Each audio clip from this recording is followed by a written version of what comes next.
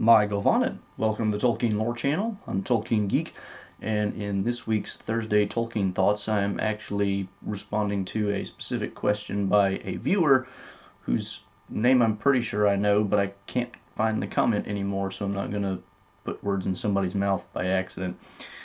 Basically, they wanted me to comment on Faramir's words to Frodo, or in the movie, it's actually Gandalf's words to Pippin, so you may remember it that way, about the decline of the kingdom of Gondor. And the line is that kings made tombs more splendid than houses of the living, and counted old names in the rolls of their descent dearer than the names of sons. And he mentioned this and said, could you comment on this, and is there any particular lesson that this would, give to us today? I'm not sure this critique of the Gondorian kingdom has any particular application to our modern culture, although I think maybe it has the criticism is based in a problem which is similar to a problem in modern culture, but which has a very different expression.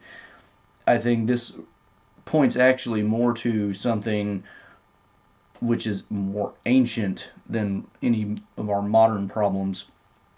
And this kind of connects very strongly with something that Tolkien said in one of his letters, where he said that the Numenoreans are, in a lot of ways, very Egyptian. And he mentions different architectural things. They're like, even the crown, he drew a picture of their crown. I think it's in the letters where it looks kind of like an Egyptian headpiece. And also just their tendency to be certain ways in their culture. And this fits in that very nicely, because if you want to talk about tombs more splendid than the houses of the living, it's hard to imagine a better example of that than, say, the Great Pyramids, which are some of the biggest tombs ever built, and much bigger than even, a lot of palaces. So Tolkien, I think, here is really talking more about a certain tendency to emphasize the afterlife. And in this context, Faramir is talking about how the Numenoreans and their descendants in Gondor had this really big issue with death. They wanted to find a way to keep living, which ironically is what led them to have shorter lifespans in Numenor and eventually in Gondor and Arnor. And so there's this tendency, when you want to find a way to live forever, to focus kind of on the dead. Will you kind of reverence the dead in a weird, twisted sort of way, like the Egyptians thought of the dead as going on to an afterlife, and so they put all this stuff in the tombs of the kings who died so that they would have it in the afterlife.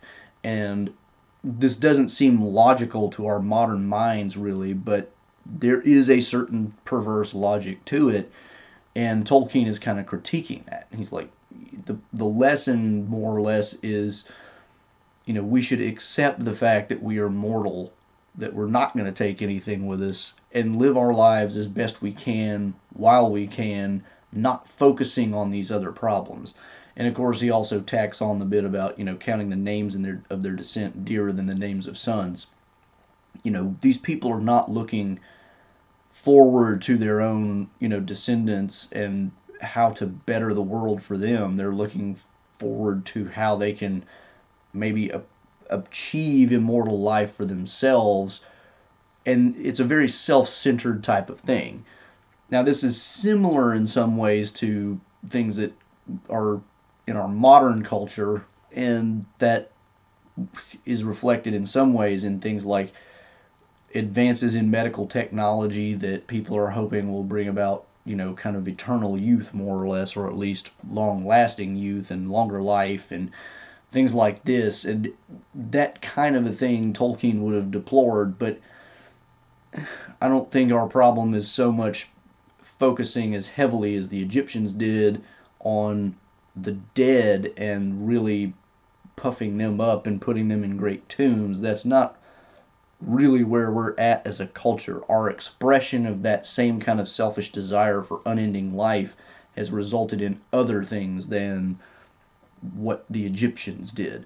We are, in a similar way to what Faramir says, not really focusing on our own progeny and making the world better for future generations. And that's partially because a lot of people in our culture are not even having children the way that they used to. And that's not just in America. I mean, Japan has had a problem with this for a long time. Lots of countries are in a decline in terms of being able to replace their own population. And that gets into a lot of issues. Some people would say that we should do that because we're putting too much of a strain on the planet. Other people would say that no, we're not. But from a Tolkienian perspective, Tolkien, I think, would very much deplore the idea. In fact, I want to say, and I'm maybe wrong about this, but I am fairly certain he critiqued the idea of a Malthusian worldview. And if you don't know what I'm referring to there, Thomas Malthus, I think was his name, was a guy back in a few hundred years ago who thought that the world was getting overpopulated. And this is, a couple hundred years ago or better, if I'm not mistaken. And there have been people like this throughout history that said the world's getting overpopulated, and they've always make this prediction, and it never comes true. And some people would say that we really are getting there now. Whether we are or not, I don't think Tolkien would have, held any truck with that kind of a worldview. And so I think he would have criticized this idea that we should have fewer children so as to save the planet.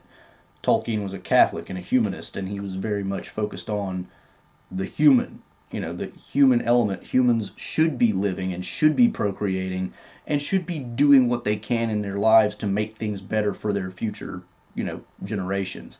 So while there is some connection here, it's not really the same thing. It's like at root there's a similar selfish desire, the desire to live forever and be very self-centered about it and not really caring about your own children.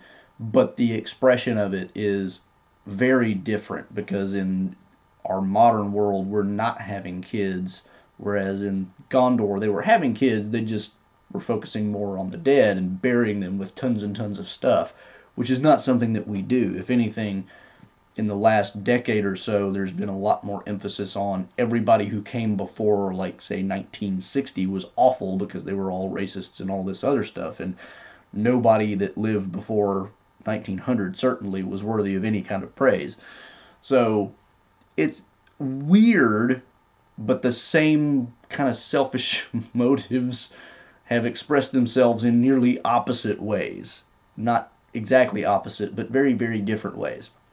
So that's my thoughts on that.